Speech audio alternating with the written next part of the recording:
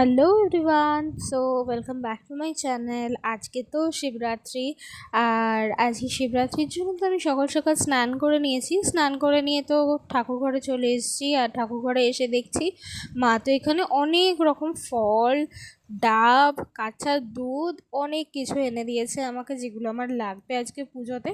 তো তাড়াতাড়ি করে আগে মন্দিরে তো পুজো দিয়ে এলাম, আর তারপর এসে শিব ঠাকুরের অভিষেক করবো বলে মাথায় ঘি আর মধু দিয়েছি। হ্যাঁ, আমি জানি অনেকে অনেক কিছু দেয়, এইবার না আমি খালি সিদ্ধিটা দিতে পারিনি, বাদবাকি আমি এরকমভাবেই শিব ঠাকুরকে স্নান করাই।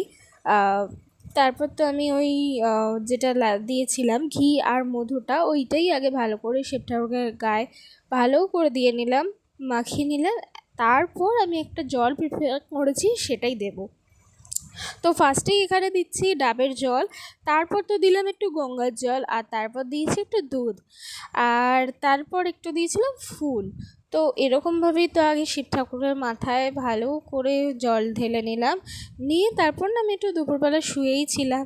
তারপর সন্ধেবেলা না একটু রেডি টেডি হয়ে নিলাম, একদম হালকা পাতলা সেজেছি, আমার একদমই ইচ্ছা করছিল না সাজতে, কারণ এমনি শুয়েছিলাম আর একটু ল্যাদও লাগছিল।